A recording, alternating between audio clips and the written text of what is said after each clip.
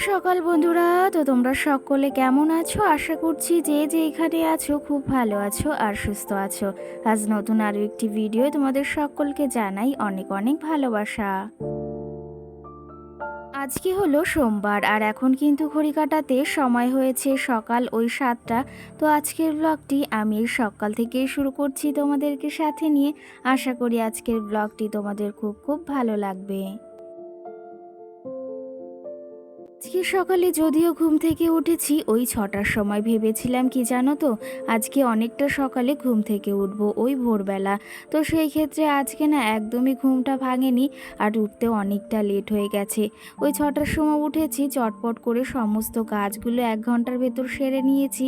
আর তারপরেই দেখো স্নান করেও চলে এসেছি। আর কি জানো তো, সকাল সকাল সমস্ত কাজবাজ হয়ে গেলে যদি স্নানটা না করি কেমন লাগে বলো। তো সেই ক্ষেত্রে বাবার বাড়িতে গিয়ে তো এটা আর মেনে চলা হয় না, বা এটা করাও হয় না। কি জানো তো, ওখানে গেলে না সমস্ত কিছু না ওলটপালট হয়ে যায়। আর এই যে শ্বশুরবাড়িতে আসলে কিন্তু সমস্ত কাজ সময় মতো ঠিক টাইমের ভেতর কিন্তু হয়ে যায়। আজকে যেহেতু ঘুম থেকে উঠতে বেশ খানিকটা সময় দেরিই হয়েছে, তার জন্য কিন্তু তোমাদের সঙ্গে সকালের কোনো কাজবাজই শেয়ার করিনি। একদম এই যে স্নান করে চলে এসেছি। আর আজকে না নাইটি পরিনি বা শাড়ি পরিনি, আজকে কিন্তু এই কুর্তিটা পরেছি। এই কুর্তিটা কিন্তু কালারটা আমার ভীষণ ভালো লাগে। আর এটা কিন্তু 2 বছর আগেই নেওয়া হয়েছিল, ওই পয়লা বৈশাখে তোমাদের দাদাভাই দিয়েছিল। কেমন লাগছে অবশ্যই কিন্তু জানিও তোমরা। তো যাই হোক, এখন চলে এসেছি বাইরে। এই যে সকাল সকাল আজকে কিন্তু অনেক জামা কাপড়ও ধুয়েছি, সঙ্গে বিছনার চাদর রয়েছে। আজকে মশারিটাও ওই পাশে মেলে দিয়েছি। কি জানো তো, আজকে সকাল সকাল ওই যে চটপট করে অনেক কাজ করে নিয়েছি। আর কি জানো তো, সকাল সকাল এই সমস্ত কাজবাজগুলো যদি সেরে নিই তাহলে সারাটা দিন অনেকটাই কিন্তু বিশ্রাম পাওয়া যায়। একটা কথা কি জানো তো, সময়ের কাজ সময়ে করে নেওয়াই ঠিক। আর কি জানো তো, কাজগুলো ফেলে রাখলে সেই কাজগুলো তো একটা সময় না একটা সময় আমাকেই করতে হবে। সেই ক্ষেত্রে যখনের কাজ যদি তখন করে নিই না, তাহলে ওই যে নির্দিষ্ট সময়ে কাজটাও হয়ে যাবে আর সেই জায়গাটাও দেখতে ভালো লাগবে। কি জানো তো, সকাল সকাল জামা কাপড়গুলো এই যে আমি কিন্তু রোজই ধুয়ে দিই। আর কি জানো তো, সকালে জামা কাপড়গুলো ধুয়ে দিলে না ওই যে দুপুরের আগে আগেই শুকিয়ে যায়। আর এখন যেহেতু বর্ষাকাল, এখন কিন্তু সকাল সকাল বেশ ভালো রোদ ওঠে মাঝে মাঝে, আবার একটু বেলা হলে কিন্তু বেশ ভালো বৃষ্টিও শুরু হয়ে যায়। তো যাই হোক, ওইদিকে জামা কাপড়গুলো মেলে দিয়ে এসেছি। আর এইদিকে দেখো আমার মানি প্লান্ট গাছগুলো কত সুন্দর হয়ে উঠেছে, দেখতে কিন্তু ভীষণ ভীষণ সুন্দর লাগছে। তোমাদের কেমন লাগছে অবশ্যই জানিও। তো যাই হোক, এইদিকে মানি প্লান্ট গাছগুলোকে একটু দেখছিলাম। এই যে রোজ সকাল হলে না এখানে এসে একটু বসি, আর আমার না এতটা ভালো লাগে এই গাছগুলোকে দেখতে, সেটা আর কি বলবো তোমাদের। যাই হোক, ওইদিকে জামা কাপড়গুলো সকাল সকাল মেলে দিয়েছি। আর আজকের সকালের ওয়েদারটা কিন্তু বেশ ভালো ছিল, ঝলমলে ওয়েদার। কি জানো তো, ওই যে এখন যেহেতু বর্ষার সময়, সেহেতু ওই যে কখন বৃষ্টি কখন রোদ কখন বর্ষা হবে সেটা তো বলা যায় না। তো সেই ক্ষেত্রে কালকে বৃষ্টি হচ্ছিল সকালে, আর আজকে সকালের ওয়েদারটা কিন্তু বেশ ভালো। কি জানো তো, ওয়েদারটা ভালো হলেও কাজবাজ করতে না আরও বেশি ভালো লাগে। আর ওই বৃষ্টি কাদার ভেতর না কাজ করতে একদমই ইচ্ছা হয় না। কি জানো তো, খালি মনে হয় ওই শুয়েই থাকি। কিন্তু শুয়ে থাকলে তো আবার হবে না, কাজবাজগুলো যে করতে হবে। তো যাই হোক, এইদিকে এই যে সকাল সকাল যে বাসি থালা বাসনগুলো ধুয়েছিলাম না, সেগুলো এখন সুন্দর করে সাজিয়ে রাখবো। আর কি জানো তো, এই যে আজকের থেকে ভিডিও দেব, তার সঙ্গে সঙ্গে কিন্তু আমার ডেলি রুটিন তো দেব, মানে আমার এই যে সংসারের যে সমস্ত কাজবাজ রয়েছে তার সঙ্গে কিন্তু মাম্মামের ডেলি রুটিন, মানে মাম্মামকে সারাদিন কি খাওয়াই, মাম্মাম কি করে সেই সমস্ত কিন্তু শেয়ার করব।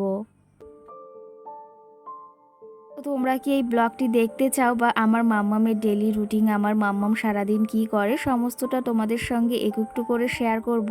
তোমরা যদি দেখতে চাও অবশ্যই কিন্তু একটা কমেন্ট করে জানিও। তো তোমরা কিন্তু অনেকেই আমাকে কমেন্ট করে জানিয়েছিলে মাম্মামের ডেইলি রুটিন শেয়ার করতে, আর সঙ্গে কিন্তু এটাও জানিয়েছিলে মাম্মামকে সারাদিন কি খাওয়াও, কি করে, সবটাই শেয়ার করতে। তো এখন থেকে ভেবেছি কিছু হলেও তোমাদের শেয়ার করব। এদিকে মাম্মামের জন্য ওটস আনা হয়েছিল, সেটাই কিন্তু আজকে রান্না করব। আর সঙ্গে কিন্তু এদিকে বাটারও আনা হয়েছে। আর বাটারটা একটু বড় আনতে বলাই হয়নি, তার জন্য কিন্তু এই ছোট্ট বাটারটা নিয়ে এসেছে।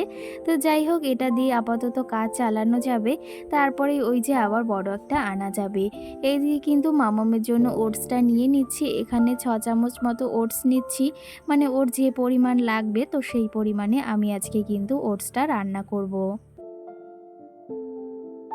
আজকে কিন্তু ঘরে তেমন কোনো সবজি নেই, তার জন্য ভেবেছি শুধু আলু আর বেগুন রয়েছে, সেটা দিয়েই এই বাটার দিয়ে ওটসটা রান্না করব।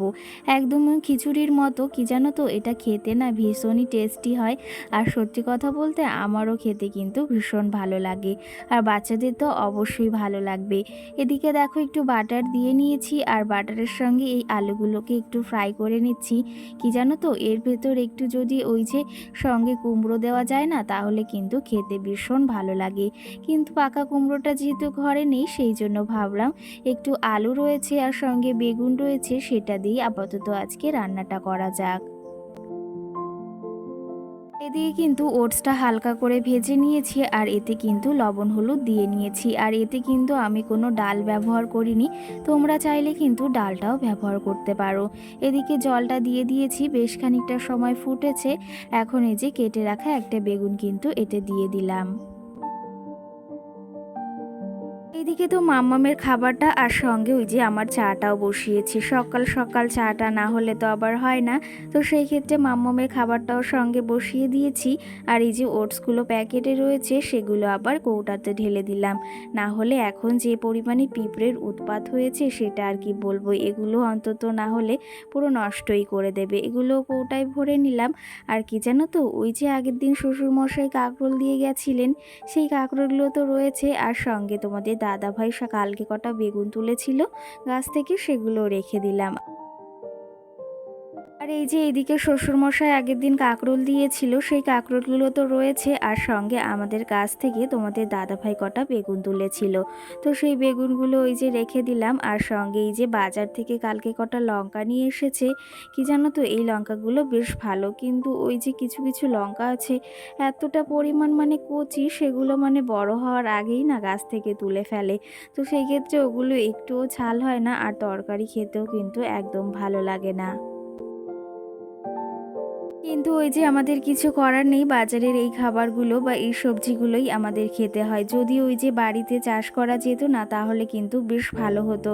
কিন্তু ওই যে জায়গা আছে, কিন্তু সময় সুযোগের জন্য না সব সময় সবটা হয়ে ওঠে না। পরিস্থিতির জন্য মানুষকে কিন্তু অনেক কিছু সম্মুখীন হতে হয়।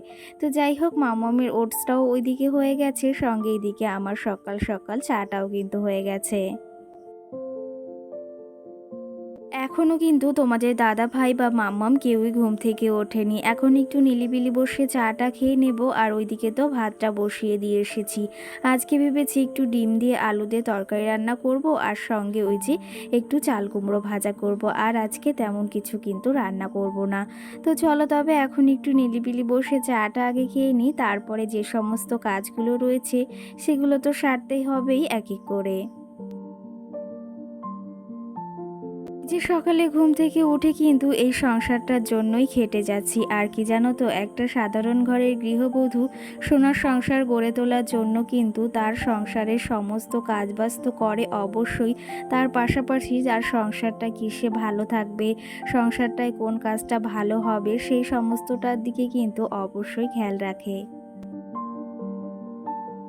একটা সোনার সংসার গড়তে গেলে কিন্তু একটা সাধারণ ঘরের গৃহবধূ বা সাধারণ ঘরের লক্ষ্মীকে কিন্তু ওই যে সারাটা দিন অক্লান্ত পরিশ্রম করতে হয়, সঙ্গে কিন্তু হাড় ভাঙা খাটনিও তাকে খাটতে হয়। না হলে কিন্তু কখনোই সোনার সংসারটা গড়ে ওঠে না। একটা গৃহবধূ চাইলে কিন্তু তার সংসারটাকে সোনার সংসারে পরিণত করতে পারে। একজন গৃহবধূ চাইলে কিন্তু সমস্তটাই করতে পারে, আর একজন গৃহবধূ চাইলে সমস্তটা কিন্তু শেষও করে দিতে পারে। তো যাই হোক, এইদিকে রান্নাটা আমার অনেকটাই এগিয়ে গেছে, সঙ্গে মাম্মামের ওটসটাও কিন্তু হয়ে গেছে। আর এইদিকে দেখো, তার মাঝে বেশ খানিকটা সময়ও পেরিয়ে গেছে। মাম্মাম সোনা ঘুম থেকে উঠে গেছে, ওকে মুখটাও ধুইয়ে দিয়েছি।